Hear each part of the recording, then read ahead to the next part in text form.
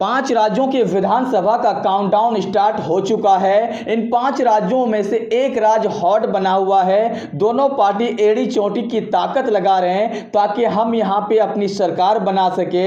लेकिन अभी जो सर्वे निकल के सामने आया है, इस सर्वे को देखने के बाद आप कह सकते हैं कि इस बार मध्य प्रदेश में किसकी सरकार बनेगी, किसकी सरकार नहीं बनेगी। क्योंकि ये जो सर्वे निकल के सामने आया है, ये रोचक सर्वे है, बहुत ही ज्यादा हैरान करने वाला सर्वे है। उस राज्य का नाम है मध्य प्रदेश। मध्य प्रदेश में जिसकी सरकार बनेगी, डेट्स मीन 2024 का फाइनल वही जीतेगा। इसीलिए दोनों पार्टी ताकत लगा रहे हैं कि मध्य प्रदेश इस बार हम जीते, मध्य प्रदेश इस बार हम फतह करें। लेकिन जो सर्वे निकल के सामने आया है वो बेहद चौंकाने वाला है।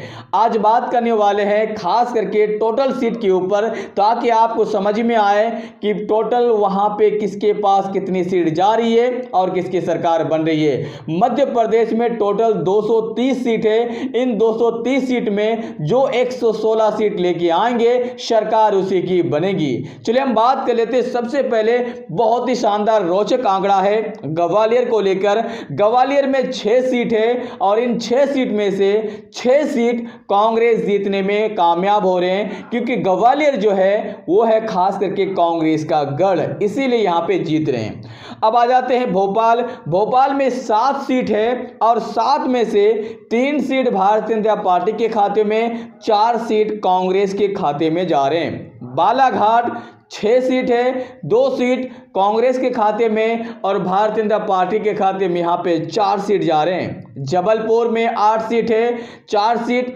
कांग्रेस के खाते में, 4 सीट भारतीय जनता पार्टी के खाते में। रतलाम में 5 सीट है और ये पांचों सीट जो जा रहे हैं कांग्रेस के खाते में और भारतीय जनता पार्टी के खाते में यहाँ पे 0 है। इंदौर की बात की जाए तो इंदौर में कांग्रेस को मिल रहे हैं 6 सीट और 3 सीट भारतीय जनता पार्टी को।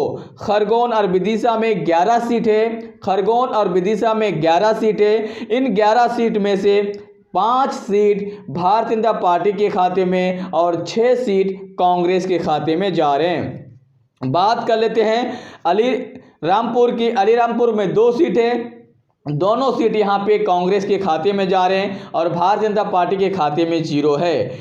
झाबुआ की बात कर ली जाए 3 सीट है, 3 में से 2 सीट कांग्रेस के खाते में और 1 सीट भारतीय जनता पार्टी के खाते में। अशोकनगर में 3 सीट है, 3 में से 2 सीट भारतीय जनता पार्टी के खाते में, 1 सीट कांग्रेस के खाते में।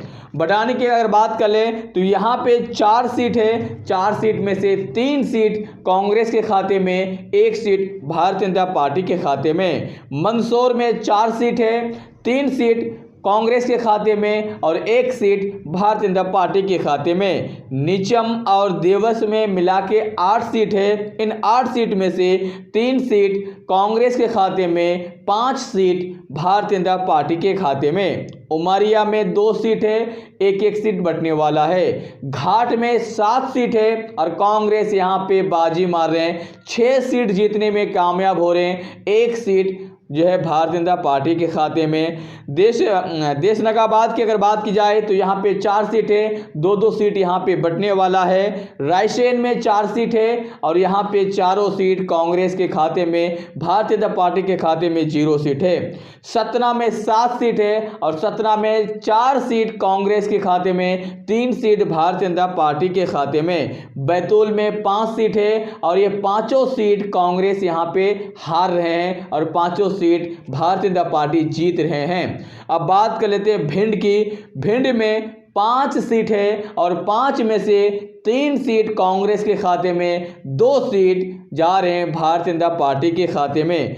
छिंदवाड़ा की अगर बात की जाए तो छिंदवाड़ा में 7 सीट है और 7 में से 4 सीट कांग्रेस के खाते में, 3 सीट भारतीय जनता पार्टी के खाते में जा रहे हैं। इसीलिए आप लोगों से रिक्वेस्ट है, पूरा वीडियो देखने के बाद आपको समझ में आता है कि यहाँ पे जो लोकल सर्वे में आया है वो सर्वे बेहद चौंकाने वाला है। कांग्रेस को दे रही 230 में से 120 सीट और बाकी जो सीट है 110 वो दे रहे हैं भारतीय जनता पार्टी को। 110 सीट तक भारतीय जनता पार्टी जीत सकते हैं, कांग्रेस 120 सीट जीत सकते हैं। इसके मतलब ये हुआ जादुई जो आंकड़ा है 120 से 116 सीट की, तो 116 सीट आसानी के साथ पार कर रहे हैं। तो मध्य प्रदेश इस बार भारतीय जनता पार्टी हार रहे हैं और कांग्रेस जीत रहे हैं। आप इस सर्वे के ऊपर अपनी राय जरूर दें ताकि हमको समझ में आ सके कि आखिरकार आप क्या सोचते हैं मध्य प्रदेश के ऊपर। फिर मिलते एक नए वीडियो के साथ, तब तक आपसे विदा लेते हैं। जय